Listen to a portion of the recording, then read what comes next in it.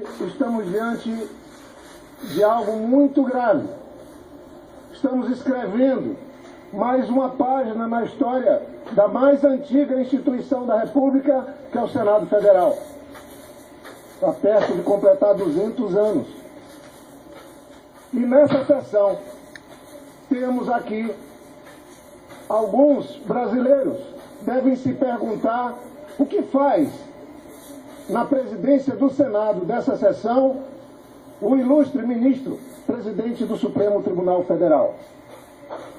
Alguns adversários nossos, que eu respeito, por divergirem da nossa posição, usam o fato de Vossa Excelência estar presidindo essa sessão como se isso fosse uma chancela no golpe parlamentar que está sendo implementado no Brasil nesse processo de impeachment.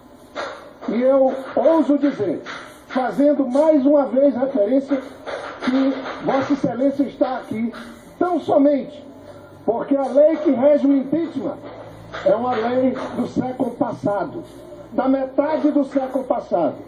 E os brasileiros precisam entender que a presença de Vossa Excelência aqui não significa que o Supremo está conduzindo ou está decidindo o processo de impeachment. Ao contrário, a lei de 1950, a lei 1079, ela foi feita quando o vice-presidente da República era também o presidente do Senado. E óbvio, no caso de impeachment, de apreciação de crime de responsabilidade do chefe do Executivo, não cabe o vice-presidente da República ser o presidente dessa sessão. E lá eles escreveram que no caso de impeachment, exatamente pelo vice-presidente ser presidente do Senado, chamaria-se o presidente do Supremo para presidir essa sessão na fase do impeachment. É tão somente por isso que o ministro, nobre ministro Lewandowski, está presidindo essa sessão. Mas alguns usam para dizer que o Supremo está assinando embaixo desse golpe. O Supremo Tribunal Federal, a nossa mais alta Corte de Justiça, não assina embaixo de golpe. Quem está dando golpe é o Parlamento brasileiro. Quem está dando golpe é o senhor Eduardo Cunha, que iniciou esse processo. Eu lamento, respeito a posição dos colegas senadores e senadoras. Nós vamos até o fim, tentando pôr fim a essa marcha da insensatez. Estão ferindo de morte a democracia brasileira. Nós somos um país fantástico. Somos invejados. Usa-se muitas frases para definir o Brasil. Bonito por natureza. O país mais rico do mundo. Que tem o povo mais fantástico desse planeta. Coincidentemente, sediamos nessa semana o evento de maior audiência do mundo, com mais de 3 bilhões de telespectadores acompanhando as Olimpíadas. Ninguém mais se pergunta quem foi, que país foi esse, já que as mais de 200 nações do mundo disputam sediar uma Olimpíada. Que país é esse que, depois de 500 anos, traz as Olimpíadas para cá, traz a Copa do Mundo para cá? Esse é o país do Lula da Silva. Esse é o país que há poucos anos liderava o mundo. Tinha um líder mundial na presidência da República.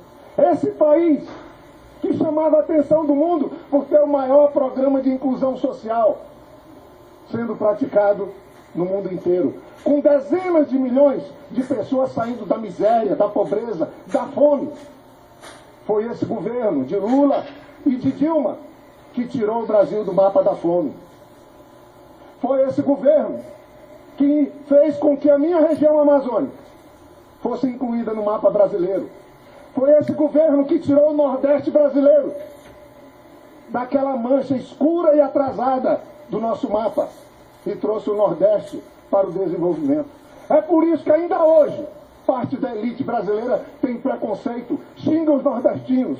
Eles não têm noção do que é viver na Amazônia, a região mais rica do mundo, convivendo com a miséria e com a pobreza. Eles não têm noção porque não conhecem o nosso país do que é ter boa parte dos brasileiros vivendo no Nordeste há séculos na exploração. Eles não aceitam que um retirante miserável, como é o presidente Lula, saia de lá num pau de arara, venha para São Paulo, seja um vencedor, assuma a presidência da República e conquiste o mundo. Eles não aceitam. Não aceitam que uma mulher que sofreu a tortura, que foi presa e torturada por defender a democracia, assuma a presidência da República e possa concluir seu mandato. Eles não aceitam.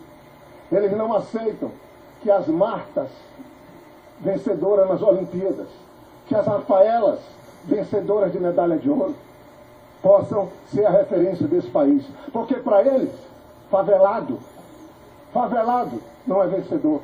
Para eles, pobre é vergonha. Agora, ontem, o Brasil celebrava a primeira medalha de ouro de uma menina nascida na Cidade de Deus, que na década de 60 foi usada como um depósito para favelados no nosso país. Ela que viveu preconceito, ela que viveu todo tipo de abandono, trouxe a primeira medalha de ouro para o nosso país. Tem muita gente nesse país, senhor presidente, que não acredita, que não aceita que um país que tem dezenas de milhões de pessoas lutando por uma inclusão social possa dar certo. Tem gente que não tolera ter pobre dentro de avião. Tem gente que não tolera ter filho de pobre fazendo faculdade. É esse país que nós estamos julgando. Um país que saiu da escravidão e conquistou a democracia. Mal a nossa democracia ganha referência, estamos aqui ferindo de morte um processo que, legitimado pelas urnas, colocou a presidenta Dilma para nos dirigir.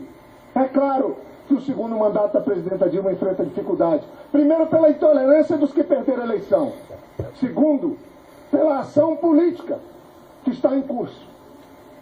Falta um pouco mais de 2 minutos para mim concluir essa minha fala.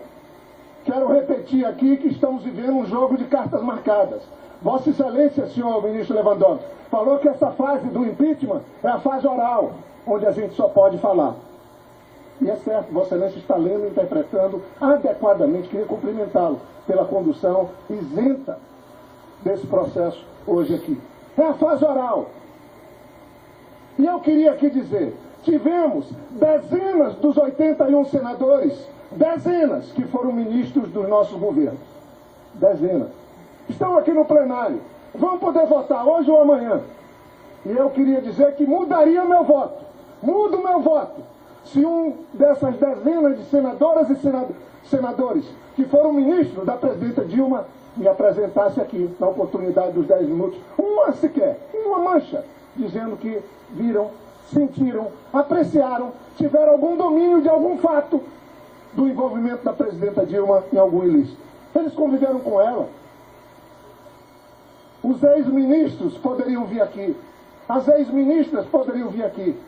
Como fazem o senador Armando Monteiro. Como faz a senadora Cátia Abreu. Vim aqui e dar o seu testemunho. Não. Quando o presidente Lula era o mais popular brasileiro. Muitos dos que estão hoje condenando esse processo de governo nosso estavam lá tirando seus benefícios para buscar e recuperar mandatos.